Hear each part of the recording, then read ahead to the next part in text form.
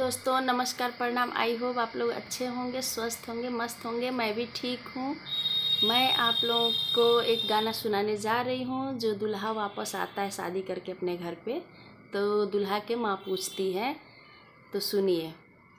बाबू का हो खइल ससुररिया, बाबू का हो खइल ससुररिया, आमा बासिय भात खट दहिया, आमा बासिय भात खट दहिया, आमा उहे खइनी ससुररिया, आमा उहे खइनी ससुररिया।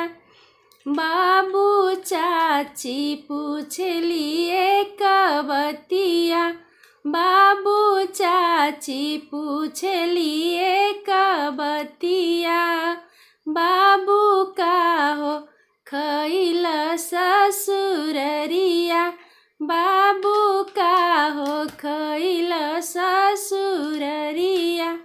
चाची बासिय भात खट दहिया, चाची बासिय भात खट दहिया, चाची उहे खइनी ससुररिया, चाची उहे खइनी ससुररिया।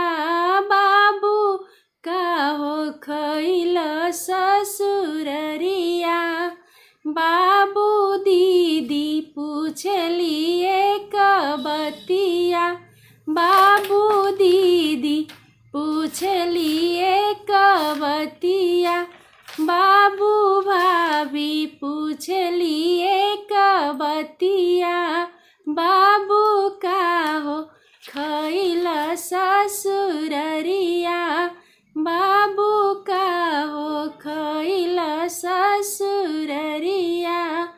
दीदी बासिय भात खट दहिया, दीदी उहे खइनी ससुररिया, दीदी उहे खइनी ससुररिया।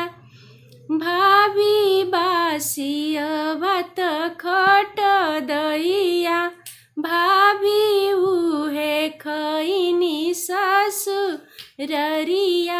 भाभी उहे खइनी ससुररिया।